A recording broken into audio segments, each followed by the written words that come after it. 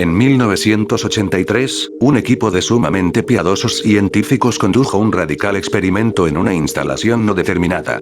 Los científicos habían teorizado que un humano sin acceso a ninguno de sus sentidos o modos de percibir estímulos sería capaz de percibir la presencia de Dios. Ellos creían que los 5 sentidos obstruían nuestra conciencia de lo eterno, y sin ellos, un humano podría establecer contacto con Dios por medio del pensamiento. Un anciano que manifestaba no tener nada por lo que vivir sirvió como único sujeto de prueba. Para depurarlo de todos sus sentidos, los científicos llevaron a cabo una compleja operación en donde cada nervio sensitivo conectado al cerebro fue quirúrgicamente seleccionado. Aunque el sujeto mantuvo intacta su función motora, no podía ver, oír, saborear, oler o sentir.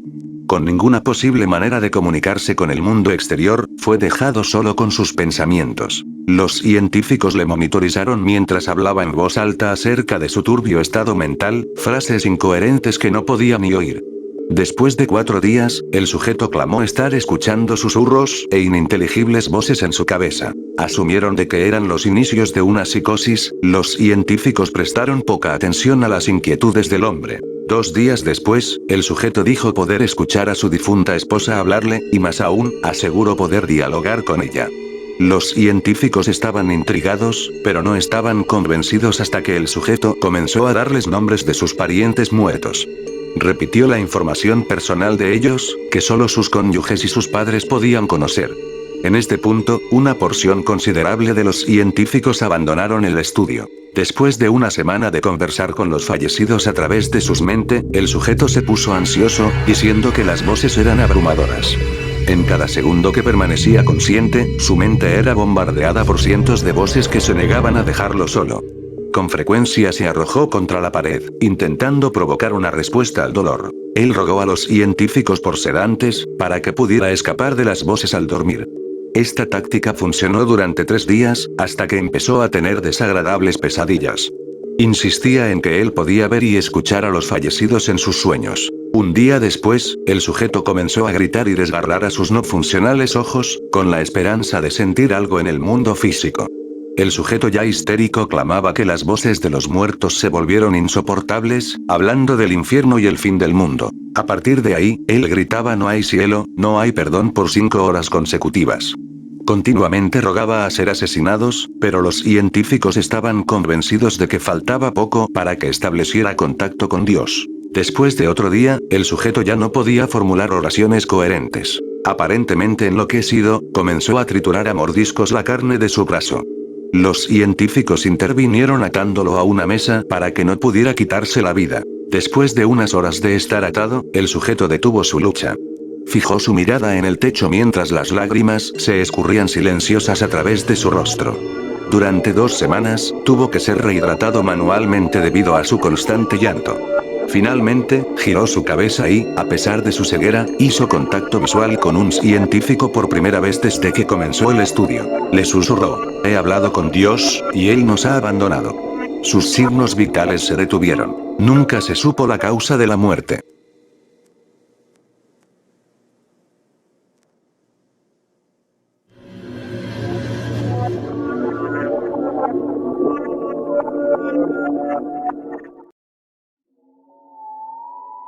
En junio de 1972, una mujer apareció en el hospital Cedar Sinai en Los Ángeles, California. Llevaba simplemente un vestido blanco cubierto de sangre.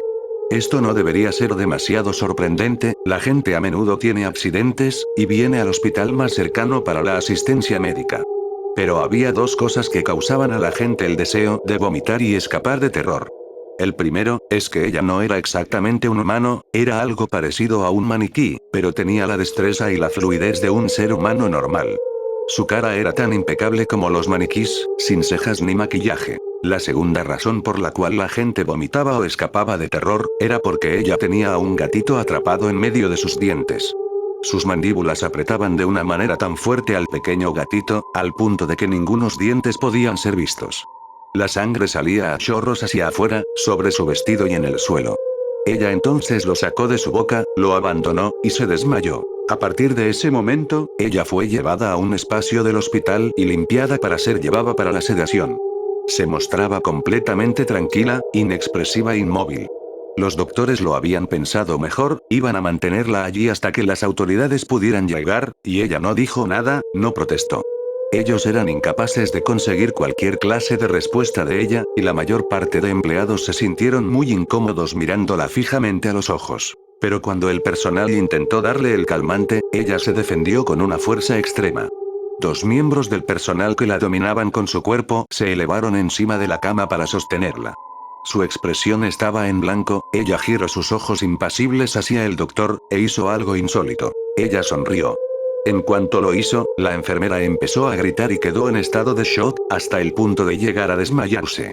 Ya que en la boca de la mujer, no habían dientes humanos, solo unos puntos largos y agudos. El doctor la miró fijamente durante un momento antes de decirle, ¿pero quién es usted? Ella se liberó de los doctores que aún la sostenían espantados, todavía sonriendo. Hubo una pausa muy larga.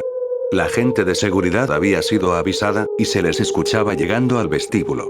Como ella los escuchó, se abalanzó hacia el doctor mordiéndole en el cuello, arrancándole su yugular, y dejándole caerse al suelo, muriéndose. En el suelo, él se ahogó sobre su propia sangre. Ella se levantó, su mirada era peligrosa como la vida descolorida de sus ojos. Se inclinó más cerca, y susurró en el oído del doctor muerto, diciendo, «Yo soy Dios».